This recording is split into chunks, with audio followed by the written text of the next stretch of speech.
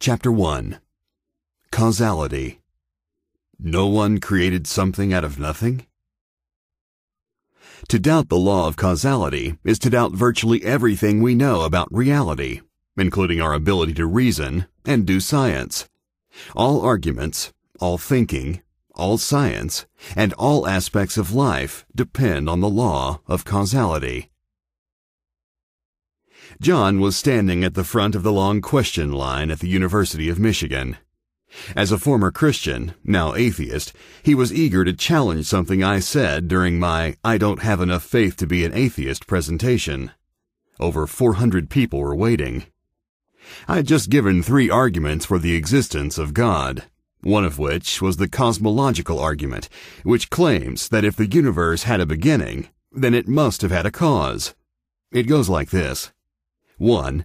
Everything that has a beginning has a cause. 2. The universe had a beginning. 3. Therefore, the universe had a cause. This argument isn't new. Philosophers in the Middle Ages championed this argument when they realized that today never would have arrived if there were an infinite number of days before today. Since today is here, the universe must have had a beginning. However, until the 20th century, most scientists thought the universe was eternal. It's now uncontroversial among scientists to admit that the universe, space, time, and matter had a definite beginning, with a Big Bang in the distant past. I say uncontroversial because the scientific evidence now is so strong that even most atheists agree that the space-time continuum we call the universe had a beginning. For example, prominent atheist Stephen Hawking observes, "Almost everyone now believes that the universe and time itself had a beginning at the Big Bang."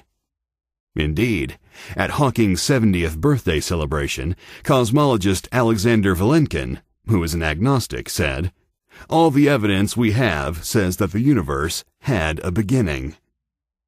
The point of controversy isn't the beginning, but who or what caused the beginning.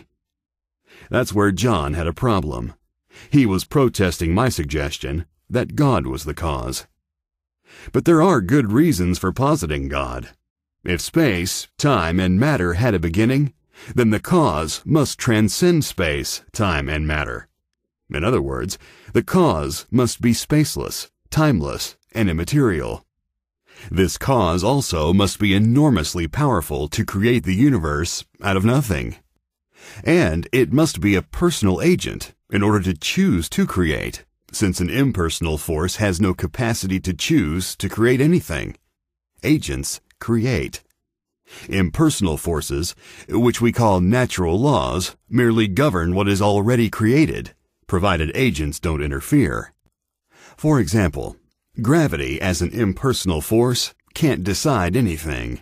It blindly does the same thing over and over again. A personal agent, on the other hand, doesn't necessarily do the same thing over and over again. He or she could do something unique, like decide to create something. So we are left with a spaceless, timeless, immaterial, powerful, personal first cause. That sounds an awful lot like a theistic God. John wasn't buying it. Yet instead of offering evidence for a cause other than God, John resorted to faith. Echoing atheist Richard Dawkins, John forcefully declared into the microphone, "We have to give science more time. If we give science more time, one day we will find a natural cause for the universe."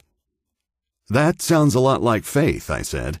"You have faith that science will one day find a cause." Given our advances in science and technology, John's faith may seem reasonable. After all, hasn't science continually pushed God out of the picture by finding natural causes for so many phenomena previously thought to be the direct result of divine action? Why shouldn't we expect the same for the universe? While I agreed with John that we should always challenge scientific conclusions and seek to improve our understanding, that doesn't mean the scientific method will be able to find a natural cause for every effect. The universe is the biggest example. Since nature had a beginning, nature can't be its own cause. The cause must be beyond nature, which is what we mean by the term supernatural. John was quick to charge me with committing the God of the gaps fallacy. When we can't figure out a natural cause, we plug God into that gap in knowledge and say that he did it. That's not only wrong, it's lazy, as many atheists assert. But that's not what's going on here. I explained that we are not basing our conclusion on a mere gap in our knowledge.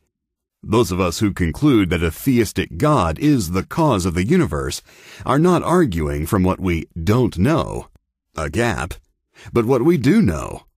Since space, time, and matter had a beginning, we know that the cause can't be made of space, time, or matter.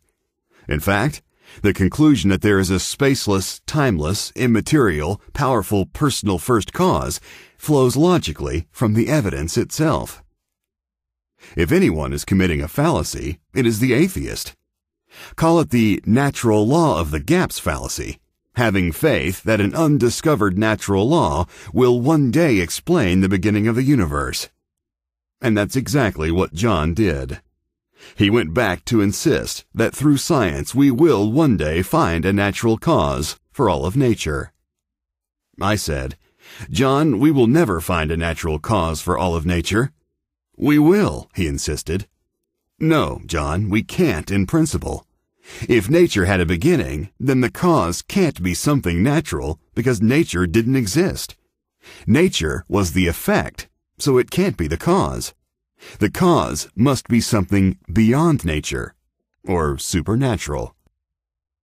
I used this comparison to help communicate the point. When you say, "Give me more time and I'll discover a natural cause for the universe," that's like me saying, "Give me more time and I'll discover that I gave birth to my own mother." It's impossible in principle, John. Perhaps I did a bad job of explaining it because he still wasn't persuaded. On the other hand, there is a difference between proof and persuasion. One can prove a point, but that doesn't mean that a particular person will be persuaded by it. At least John agreed that the universe needs a cause. Other atheists are suggesting that it doesn't, that somehow the universe popped into existence out of nothing, without a cause. That was the assertion of an atheist at Texas A&M, where I was again presenting the cosmological argument. I summed up the argument this way. Since the universe had a beginning, it must have had a beginner. The evidence leaves us with one of the following two options. Either 1. No one created something out of nothing, which is the atheist view, or 2. Someone created something out of nothing, which is the theist's view. I then asked rhetorically, which view is more reasonable? With that, an atheist blurted out, "Option 1 is more reasonable. No one created something out of nothing." Option 1. Is he serious? Let's look at option 2 first. Option 2 says that someone created something out of nothing. Now, that is a miracle, but at least there is a miracle worker, someone. Option 1 is a miracle with no miracle worker. That's clearly absurd. I said to the audience at A&M that night, "To show you how seriously we believe in the law of causality, that everything that comes to be has a cause, there is no one here tonight who is worried that a hippopotamus has just appeared uncaused, out of nothing, in your dorm room and is currently defecating on your carpet." Dr. William Lane Craig asks an excellent question. If atheists are going to claim that things can pop into existence uncaused out of nothing, then why doesn't everything do so? Why don't iPads, Teslas, atheist books, and pizzas pop into existence out of nothing? If you're hungry for a pizza right now, does it make more sense to order one, or just wait and hope? Talk about faith. Now, where would anyone get this idea that the universe could pop into existence out of nothing without God? From physicist Lawrence Krauss.